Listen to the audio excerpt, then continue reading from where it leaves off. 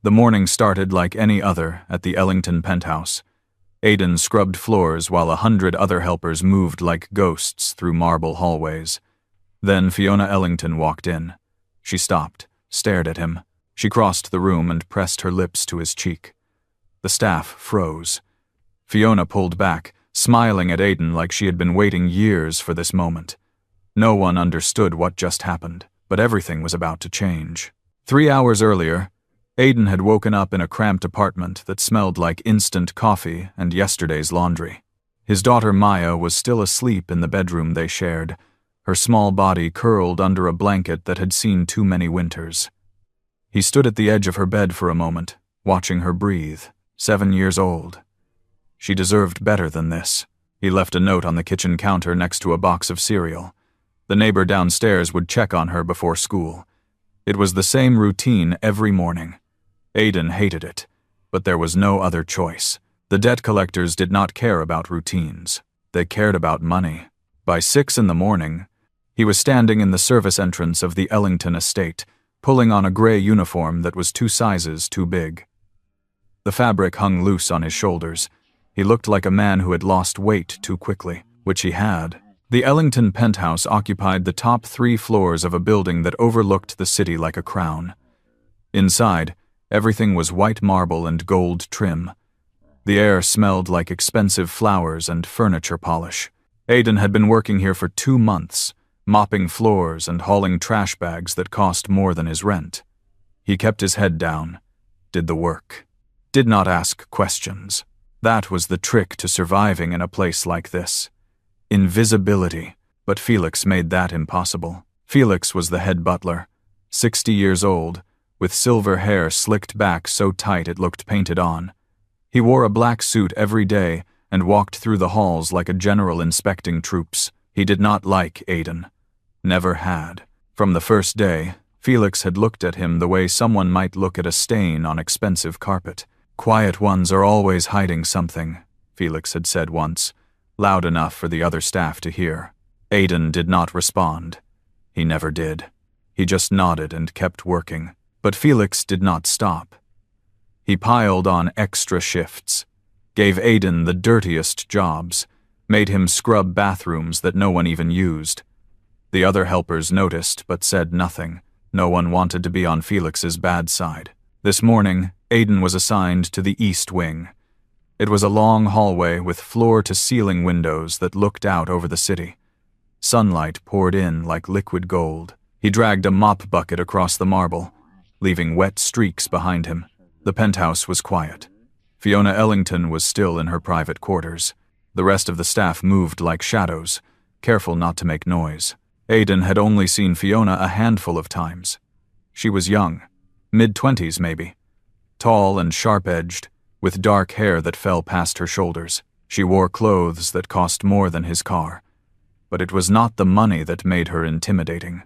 It was the way she looked at people, like they were objects, furniture, something to be moved around or ignored. The staff whispered about her. She fired helpers for the smallest mistakes, burned toast, wrinkled sheets, a glass of water that was too cold. No one lasted long in her service. Except Felix. He had been with the family for decades.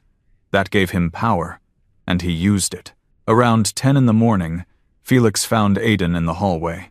He was carrying a clipboard, which was never a good sign. "You," Felix said, his voice clipped and cold.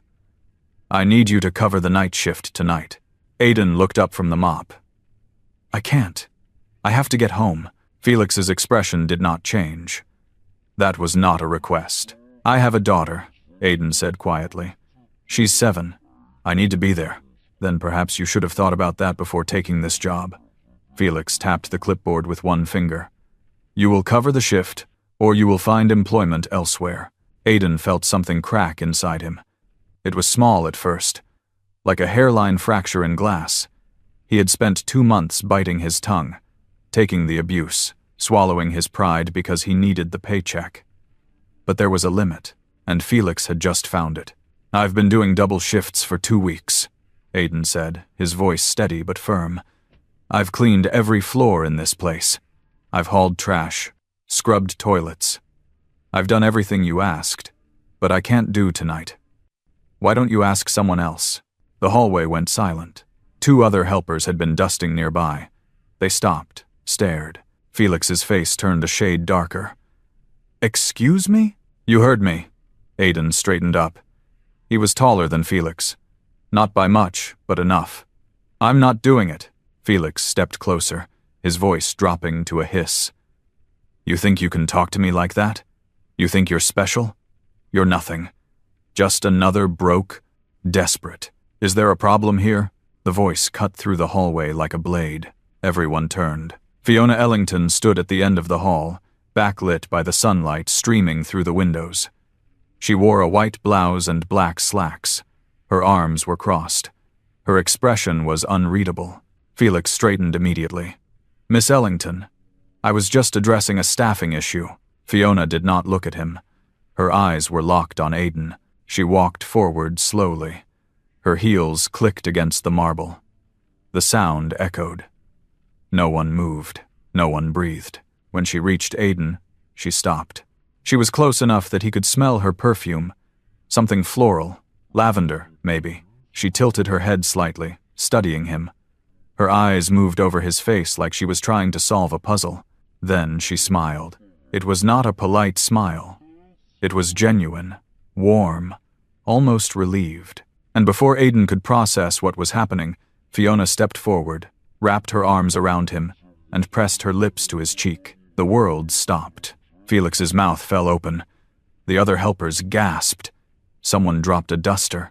Fiona pulled back, still smiling. She did not look at anyone else. Just Aiden. There you are, she said softly, like she had been searching for him her entire life. Aiden's brain was scrambling to catch up. He could still feel the warmth of her lips on his skin. His heart was pounding. Nothing made sense. He started, but the words died in his throat. Fiona turned to Felix, her expression shifting instantly. The warmth was gone, replaced by ice. Felix, she said calmly, Aiden will no longer be reporting to you. Felix blinked. Miss Ellington, I don't think. From today, he is my personal assistant. Her tone left no room for argument. He will stay with me. Whatever I need, whenever I need it. Do you understand? Felix looked like he had been slapped. But, Miss Ellington, he's just a... Do you understand? Fiona repeated, her voice sharper now. Felix's jaw tightened. He glanced at Aiden, then back at Fiona. Yes. Of course. Good. Fiona turned back to Aiden. Her expression softened again. Come with me. She walked away without waiting for a response. Aiden stood there, frozen. His mind was still trying to process what had just happened. The kiss, the announcement, the way Felix looked like he wanted to murder him. One of the other helpers nudged him. You better go, she whispered. Aiden glanced at Felix. The older man's face was twisted with fury, but he said nothing. Aiden dropped the mop and followed Fiona down the hallway.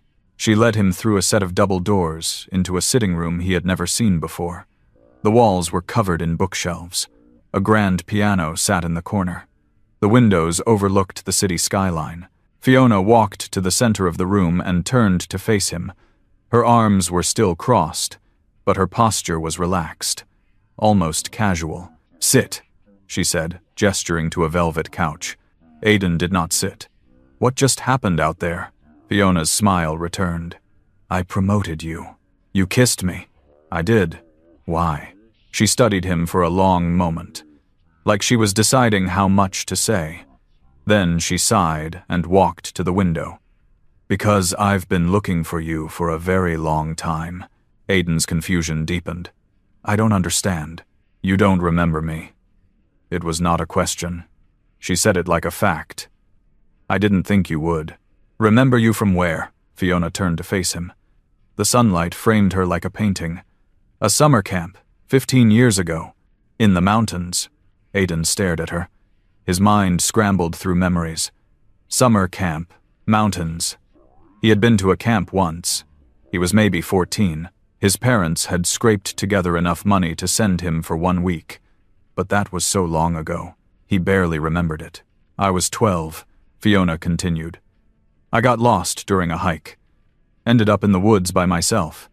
It was getting dark. I was terrified. And then I heard dogs. Wild ones. They were circling me. Aiden's chest tightened. Something about her words felt familiar, like an echo of a dream. A boy found me, Fiona said, her voice quieter now. He was older, maybe 14 or 15. He scared the dogs away. He stayed with me until someone from the camp came looking. He told me it would be okay. He held my hand the whole time. She took a step closer. His name was Aiden. The room felt smaller suddenly, warmer. Aiden's hands were shaking. He did not know why. I tried to find you after that summer, Fiona said. But you were gone. Your family moved. No forwarding address, no contact information. I searched for years, and then 2 months ago you walked through my front door. Aiden's throat was dry. He could feel something stirring in the back of his mind. A memory. Faint and fragmented. The smell of pine trees. The sound of a girl crying. A small hand gripping his. Lavender. She had smelled like lavender. He started, but his voice cracked. You don't have to remember, Fiona said gently.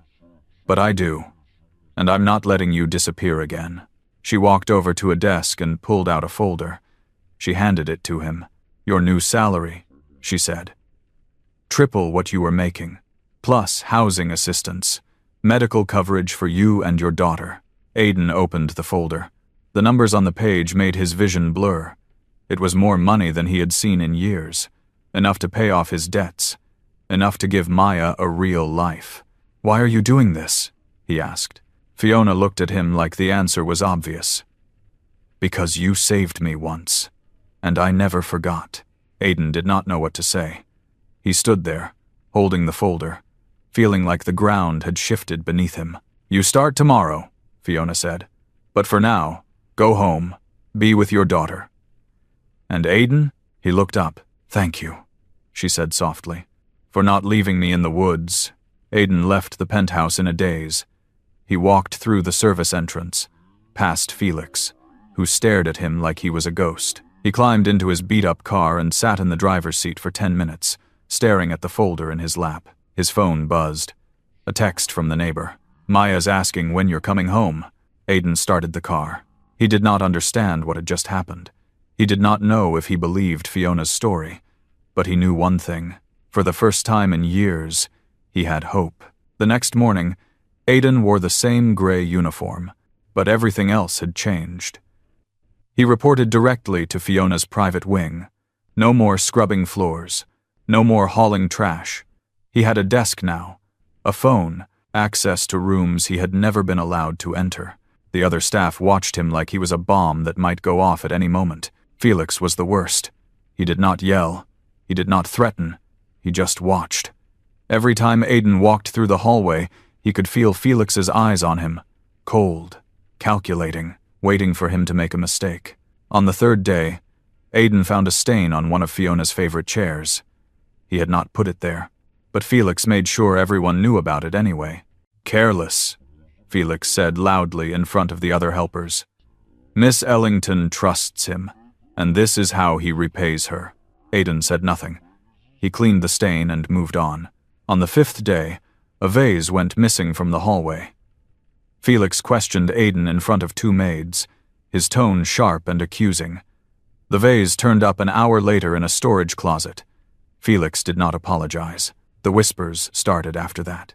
Aiden could hear them when he walked into a room. The staff did not trust him. They thought he was using Fiona, playing some kind of game. A poor man trying to get close to a rich woman. It was the oldest story in the world, but the truth was stranger than any of them realized. Fiona wanted him around all the time, not just during work hours. She called him into her office at odd times, asked him to sit with her while she reviewed documents, invited him to meals he did not belong at. She did not give him tasks, she just wanted him there. At first, Aiden thought it was some kind of test, a way to see if he would take advantage. But the more time he spent with her, the more he realized something else. Fiona was lonely. She lived in a penthouse filled with people, but she did not talk to any of them. Not really. She gave orders, made demands, but she never had a conversation. The staff feared her. Her family was always traveling, and Felix, the one person who had been with her the longest, treated her like a business transaction. Aiden was the only one who did not act like she was made of glass. One afternoon, Fiona asked him to sit with her on the balcony. The city stretched out below them, all glass and steel. She sipped tea from a cup that probably cost more than his rent. "Do you like working here?" she asked suddenly. Aiden glanced at her. "It's better than mopping floors." She smiled faintly. "That's not an answer." He thought about it. "I don't understand why I'm here. Because I asked you to be. That's not a reason." Fiona set down her cup. "It's the only reason that matters." Aiden did not know what to say to that. He looked out at the skyline. The sun was starting to set, turning the buildings orange and gold. "You don't remember me at all, do you?" Fiona's voice was quieter now. Aiden shook his head. "I've tried. I remember going to a camp once. But it was so long ago. Everything's blurry. That's okay." Fiona leaned back in her chair. "I remember enough for both of us." There was something in her voice. Not sadness, exactly. Just a kind of acceptance. Like she had spent years preparing for this moment. "Why didn't you say something sooner?" Aiden asked. "When I first started working here, why wait 2 months?" Fiona looked at him. "Because I needed to be sure. You look different now. Older, tired.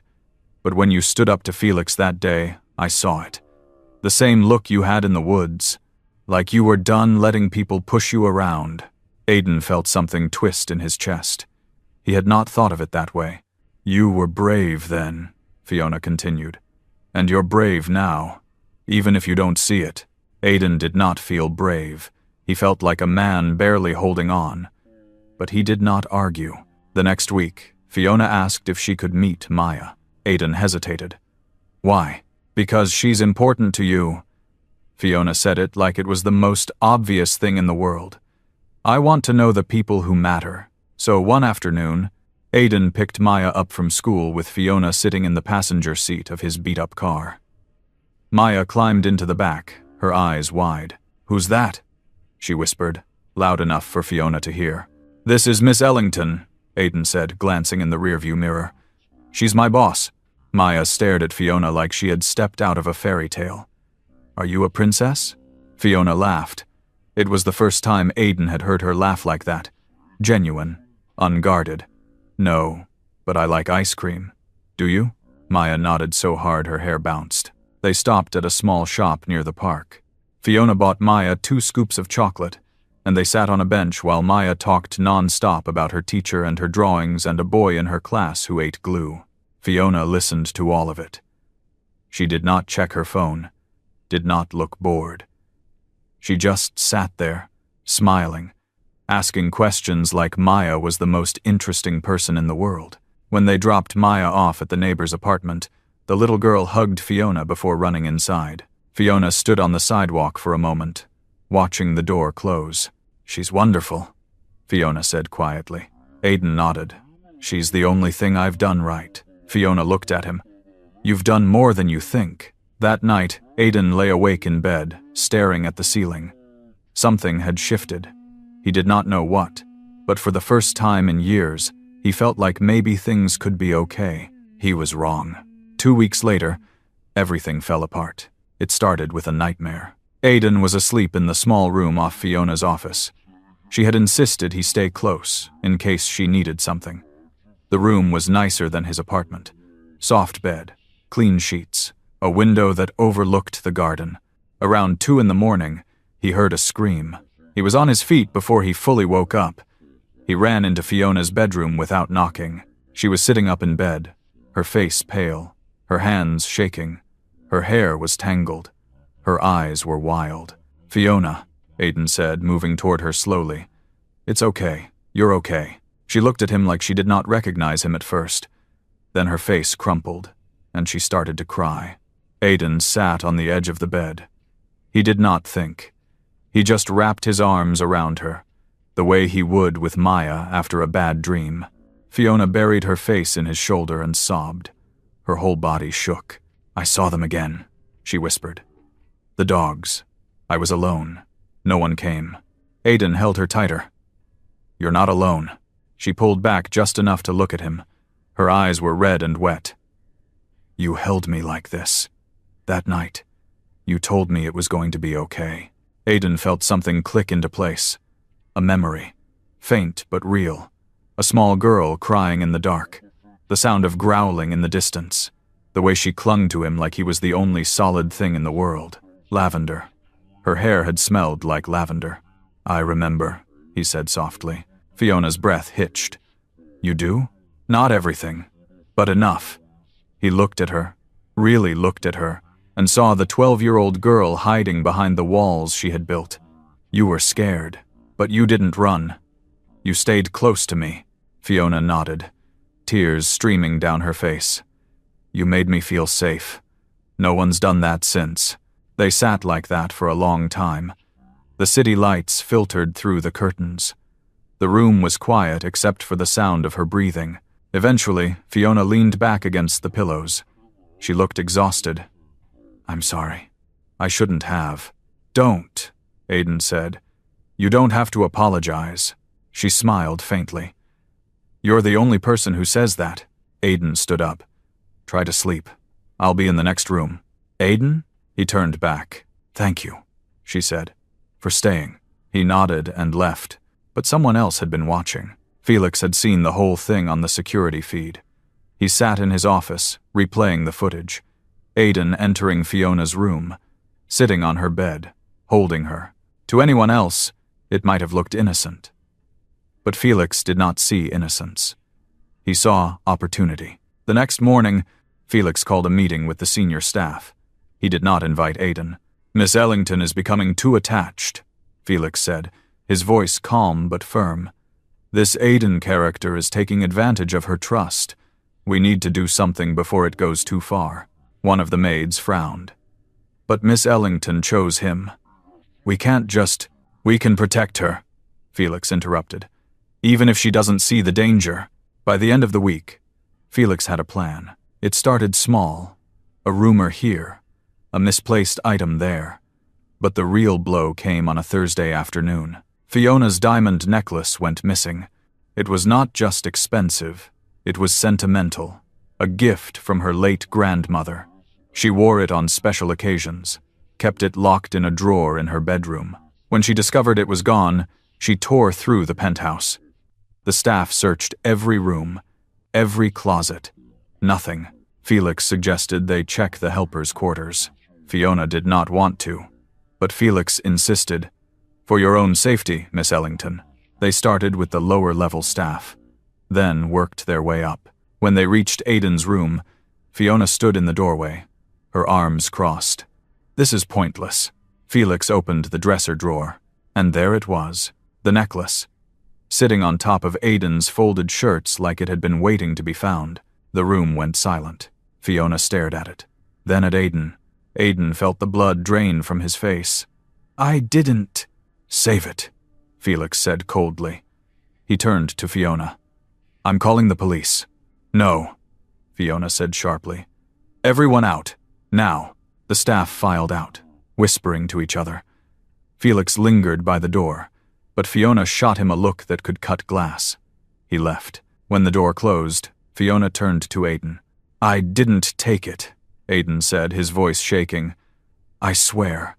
I've never even been in your bedroom except that one night, when you—" "I know," Fiona said. Aiden stopped. "You know? I know you didn't take it."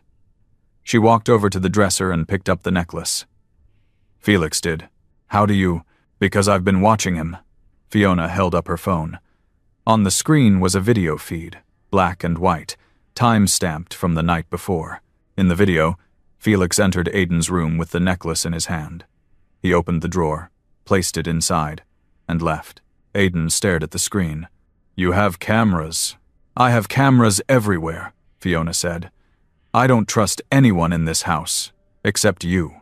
Aiden did not know what to say. Relief and anger crashed into each other in his chest. "Felix has been trying to get rid of you since the day I promoted you," Fiona continued. "He thinks you're using me. He thinks I'm too naive to see it. So I let him think that. And I waited. She turned off the phone and looked at Aiden. He's gone. I'll have him escorted out tonight. Aiden sat down on the edge of the bed. His hands were still shaking. Why didn't you tell me about the cameras? Because I needed to be sure. Fiona sat down next to him. I've been burned before. By people I thought I could trust. I had to know you were different. And now I know. She looked at him, her expression softer than he had ever seen it. You didn't ask me for anything. You didn't try to manipulate me. You just stayed, even when it would have been easier to leave. Aiden let out a breath he did not know he had been holding. I thought about leaving, 12 times, but you didn't. No. He looked at her. I didn't. Fiona reached over and took his hand.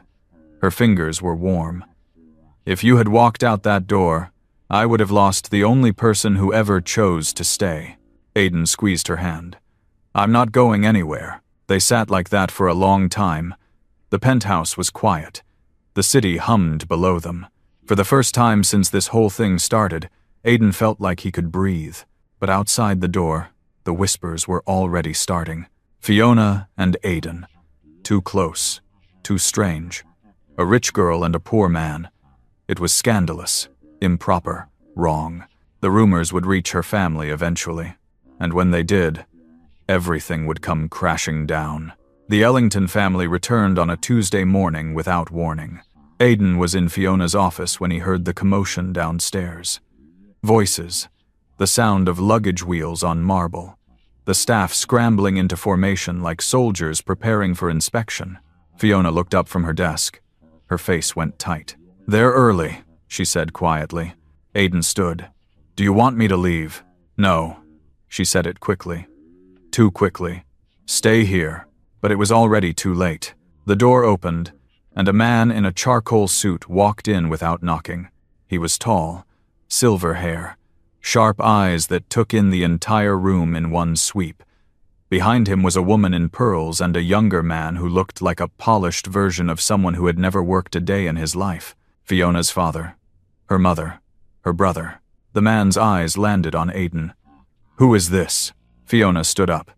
Father, this is Aiden, my personal assistant. Her father's expression did not change.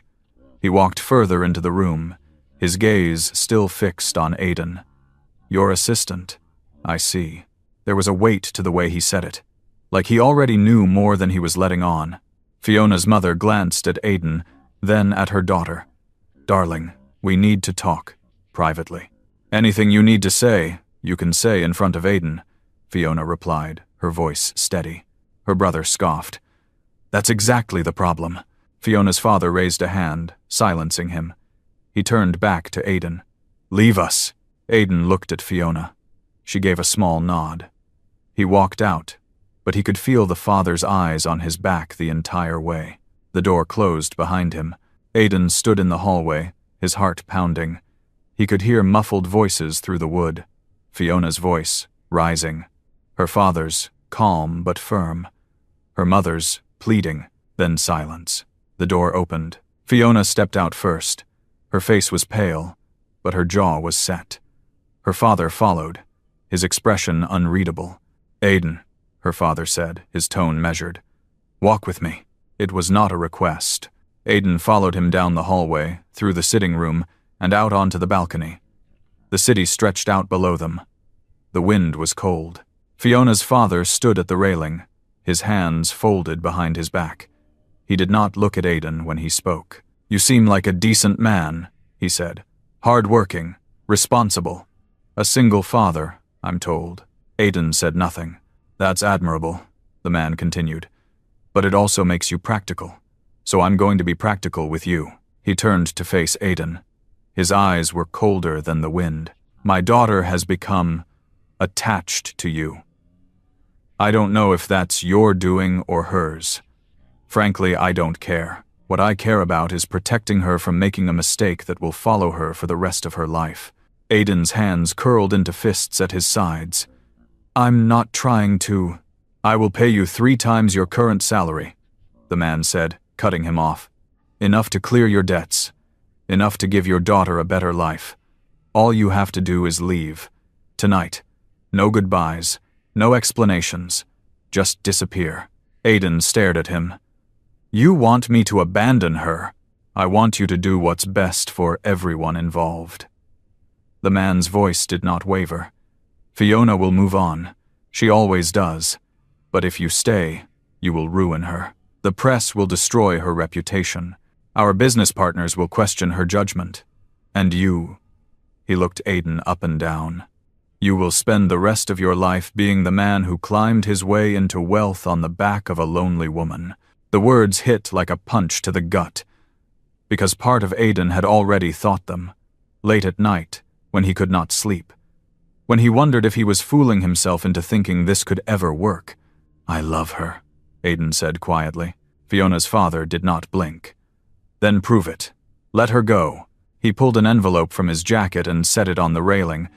"Think about your daughter. Think about what this money could do for her, and then make the right choice." He walked back inside, leaving Aiden alone on the balcony. Aiden stood there for a long time. The envelope sat on the railing, heavy with implications. He did not open it. He did not need to. He already knew what was inside. When he finally went back inside, Fiona was waiting in the hallway. Her eyes were red. "What did he say to you?" she asked. Aiden looked at her. "He offered me money to leave."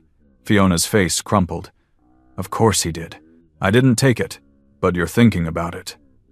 She said it like a fact, not an accusation. Aiden did not deny it. "I don't want to ruin your life." "You're not ruining anything," Fiona said, her voice breaking. "You're the only thing that's ever made sense. Your family doesn't see it that way. I don't care what they see." She stepped closer. "I spent my whole life doing what they wanted, being who they needed me to be. And I was miserable. Then you walked in, and for the first time, I felt like I could breathe." Aiden's throat tightened. "I don't fit into your world. Then we'll make a new one." She reached for his hand. "Please, don't leave." Aiden looked down at their hands. Hers was soft, delicate. His was rough and calloused. They did not match, but they fit. He thought about Maya, about the money, about the life he could give her if he just walked away. But he also thought about the look on Fiona's face when she talked about the woods, the way she had cried in his arms, the way she had chosen him when no one else would have. "I need to go," Aiden said. Fiona's hand went limp in his. "Aiden, I need to think." He pulled away gently. "I'm sorry." He left before she could say anything else. Aiden drove home in silence. The city blurred past him. By the time he reached his apartment, it was dark. The neighbor brought Maya over. She ran into his arms, talking about her day at school. He held her tight and tried to listen, but all he could hear was Fiona's voice. "Please, don't leave." That night, after Maya went to bed, Aiden sat at the kitchen table with the envelope in front of him. He had taken it. He did not know why. Maybe to prove to himself that he could say no. He opened it. The check inside had more zeros than he had ever seen in his life, enough to change everything. He stared at it for a long time. Then he thought about the way Fiona had looked at him on the balcony that first day, the way she had smiled when she met Maya, the way she had said, "You made me feel safe." Aiden tore the check in half. He stood up, grabbed his keys, and called the neighbor. 20 minutes later, he was pulling back into the Ellington estate. The gates were closed, but he buzzed the intercom until someone answered. "I need to see Fiona," he said. There was a long silence. Then the gates opened. He parked in the front drive and walked through the main entrance. The staff stared at him, but no one stopped him. Fiona's family was gathered in the grand sitting room. Her father stood by the fireplace. Her mother sat on the couch. Her brother leaned against the wall, arms crossed. Fiona was standing in the center of the room, facing them all. When she saw Aiden, her breath caught. "What are you doing here?" her father asked, his voice sharp. Aiden ignored him. He looked at Fiona. "You said you needed someone who wouldn't leave, so I'm not leaving." Fiona's eyes filled with tears. Her father stepped forward. "You're making a mistake." Aiden finally looked at him. "Maybe." but it's her mistake to make. He turned back to Fiona. You've been walking on your own for a long time. You don't need me to save you. But if you want me to walk beside you, I will, for as long as you'll let me. Fiona crossed the room and threw her arms around him. She buried her face in his chest, and he held her the way he had that night in the woods 15 years ago. Her father watched them for a long moment. Then he sighed. If you hurt her. I won't, Aiden said. The man studied him. Then, slowly, he nodded. We'll see. Her mother stood. Come along, Charles. Let's give them some space. The family left the room. Fiona pulled back, her face wet but smiling. You came back, she whispered. I told you, Aiden said. I'm not going anywhere. 1 year later, the city park was green and wide under the afternoon sun. Aiden walked beside Fiona, their hands loosely intertwined. Maya ran ahead, chasing a butterfly that kept landing just out of reach. Fiona laughed. She's going to tire herself out. That's the plan, Aiden said. They reached a bench and sat down. Maya ran back, breathless and grinning. She climbed onto the bench between them. Did you see? She asked Fiona. I almost caught it. I saw, Fiona said, smiling. You were so close. Maya leaned against her. Fiona wrapped an arm around the girl, and for a moment, they looked like they had always been a family. Aiden watched them. He thought about the long road that had brought them here. The fear, the doubt, the moments when he almost walked away. But he had not, and neither had Fiona. What are you thinking about? Fiona asked, glancing at him. Aiden smiled. Just that I'm glad I stayed. Fiona reached over and took his hand. I didn't choose you because of what happened in the woods. I chose you because right now, when I'm finally free, you're still the one I want beside me. Aiden squeezed her hand. And I'm not going anywhere. Maya looked up at them. Are you guys being mushy again? They both laughed, and for the first time in a long time, everything felt right.